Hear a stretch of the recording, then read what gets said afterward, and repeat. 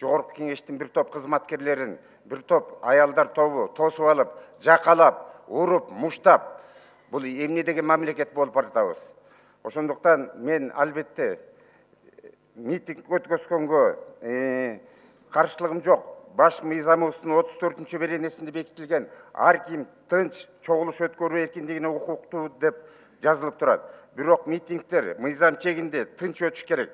Өзүңүздөргө белгилүү болгондой, митингдердин башы жакшы башталат, анан аягы ушундай башаламандык тополоң менен бүтүп калганы мени абдан кейиндирет. Мунун баарын үчүнчү күчтөр уюштуруп жатат деп мен бир топ саясатчылар менен жолукканда, бир топ биздин жарандарыбыз менен жолукканда айтышат. Биз өзүбүздү сооротуп, үчүнчү күчтөр ким экенине мындай суроо берип көрсөк, үчүнчү күчтөр деле ошол биздин арабызда жүргөн жарандар.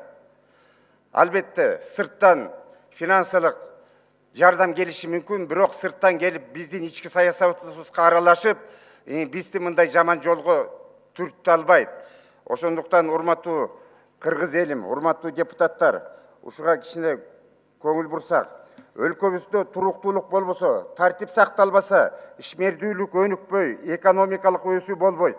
Бюджет толукталбаса, анда жолдорду, мектептерди салууга, мугалимдерге, дарыгерлерге айлыктарын берүүгө, пенсионерлерге кар чарбаларын көбөйтүүгө, аз камсыз болгон үй бүлөлөргө жеңилдиктерди жана жөлүк акчаларын берүүгө мүмкүн болбой калат. Ансыз деле жогоруда белгилеп кеткендей, коронавирус менен күрөшүү алкагында биздин чек араларыбыз бир айдан бери жабылды. Ишмердүүлүк асайып, бюджетке миллиондогон төлөмдөр түшпөй калды.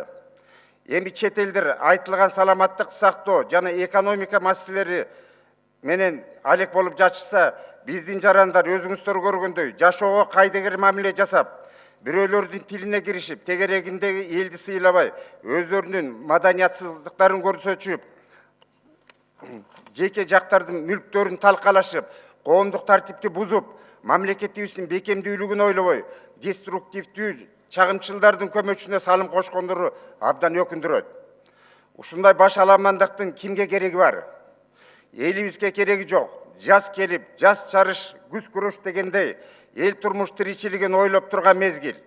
Бирок кээ бирөөлөр өздөрүнүн элге жат, жеке максаттарын, элдин тынччылыгын жогору коюп, башаламандыктарды уюштурууну көздөп турушат. Ошолорго биздин балдарыбыз ээрчиме инструмент болуп калганы бизди абдан өкүндүрөт.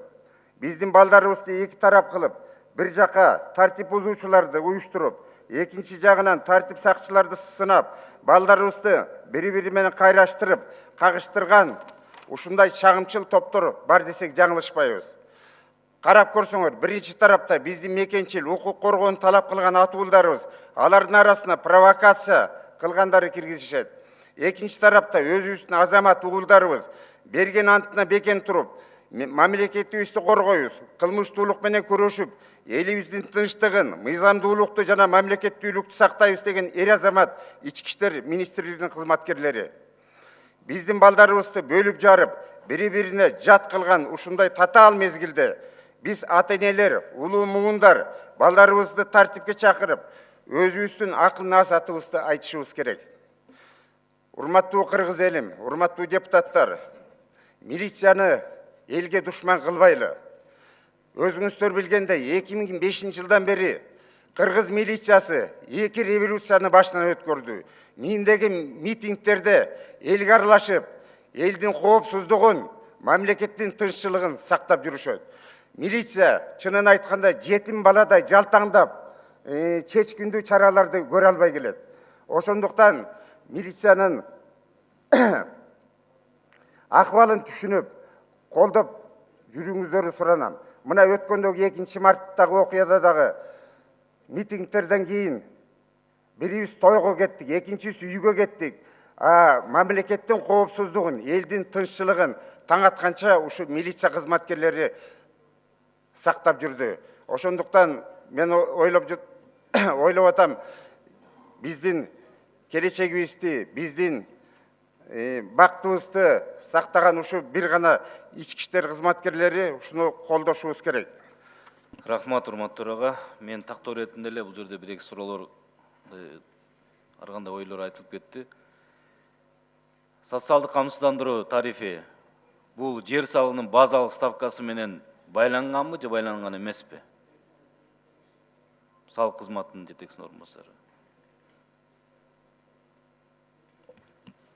Саламатсызбы, Мирлан Исабекович. Бизде тарифтер жөнүндө төлөмдөр тариф страховых взносов 5 статьяда ар бир район боюнча 1 гектарга канчадан төлөнү толук жазылган, толук так жазылган. Мурда сиз айткандай болчу, биз ал системадан кетип, азыр ушул ар бир жердин өзүнчө, ар бир райондун жерди иштеткенине карап тарифтер. Закон о социальном страховании дейсизби? 5 статья. Азыр ушундай тартипте. Демек, жер салыгынын базалык ставкасы көтөрүлөбү, түшөбү, анга таасир этпейт. Мен жаңылышпасам, мурда ошондой болчу. Базалык ставкага бекем байланган. Өзгөрсө өзгөрөт, өзгөрбөсө жок. Экинчи, азыр айтып кеттиңиз, салык кызматынын орун басары, сиз жалпы жер салыгынан 325 миллион сом, камсыздандыруу төгүмүнөн 220 миллион сом. 2019 деп турабы? Туура. Айрыма эмненин эсебинен чыгып атат анда? Толук чогулбай калдыбы? Да. Же тариф төмөнбү? Таптакыр. Толук төлөнгөн эмес болуп атат да. Төлөнбөгөн болсо кандай санкциялар бар бул жерде? Азыркы маалда иш алып барып атабызбы эме негизинде закон о социальном страховании деп. Бирок бул жерде бир эле нормасы бар экен, сотко берип, башында бир Рахмат. кат жазып туруп эле сотко бермей эле бар экен да. Азыр болсо мына азыркы мыйзам негизинде, долбоор негизинде салык кодексинде көрсөтүлгөн бүт нормалардын негизинде багы алып барабыз да. Иш чараларды. Рахмат. Мына азыр жумушсуздук боюнча мыйзам долбоору 3-чү окууда экен айтсаңыздар. Айыл 76 миң жумушсуздар бар дедиңиздер. Мен буга ишенбейм. Мен ойлойм, бул өтө аз бир мындай эле учетко алынбагандарды саны бир миллиондоп айтылат болуш керек да. Мына мисалы айылда үлүш жери бар, бирок ай сайын айлык акы албаган биздин жарандар жумушсуздарга киреби, кирбейби? Кенжебек Садымгулович, туура айтасыз. Эми бизде мыйзам боюнча өзү жаран регистрацияга келип, регистрация болгондон кийин 76 миң кишини айтып атабыз. Биз только по заявке его мы можем признать его безработным, да, зарегистрировать. Ал эми айыл жеринде 5 соткадан жери көбүрөөк болсо, тилекке каршы биздин каттоодон өтө албайт. Анткени анын жер үлүшү бар деп саналат.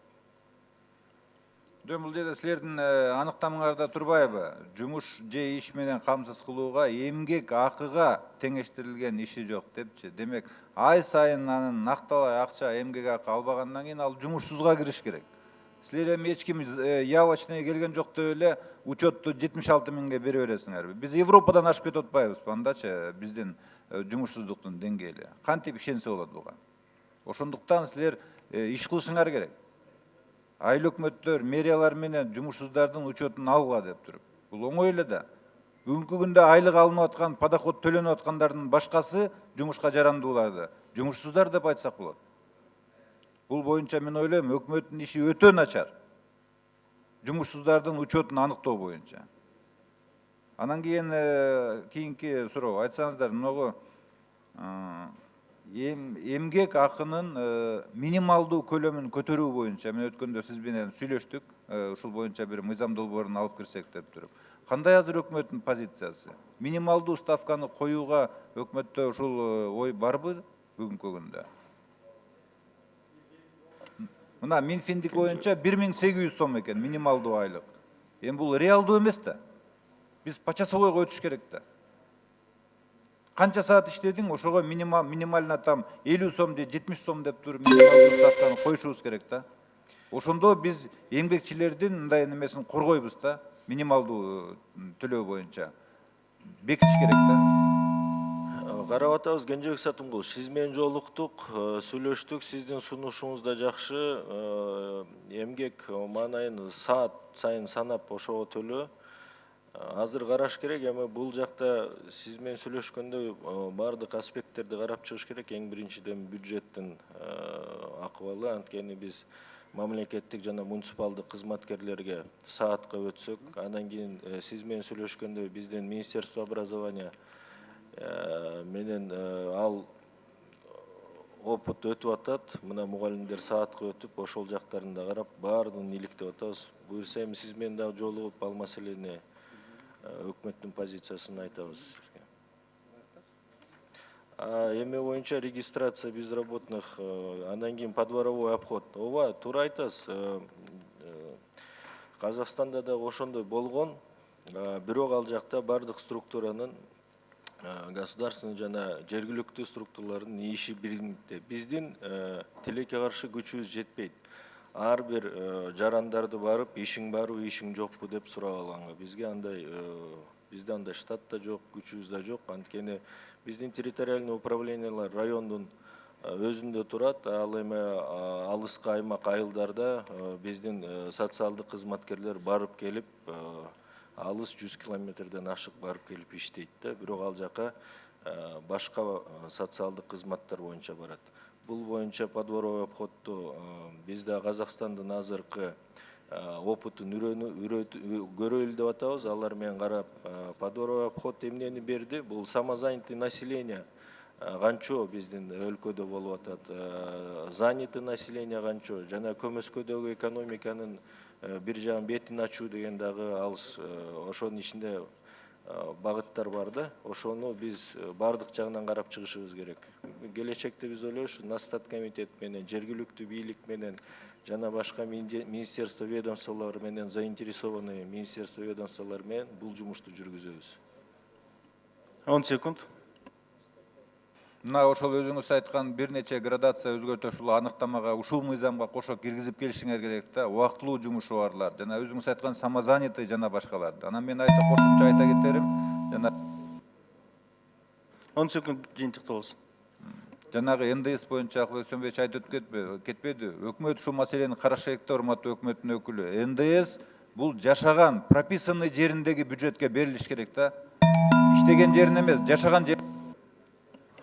Кенжебек Сатымкулович, Акылбек Усенбекович, биз регистрацияны өткөндө азыр эми цифровизацияга да өттүк, мурда деле бар эле, түндүк аркылуу государственный налоговый инспекциядан налог төлөнгөнбү, патенти барбы, жокпу, ошону карап туруп, анан кийин статус безработного беребиз да.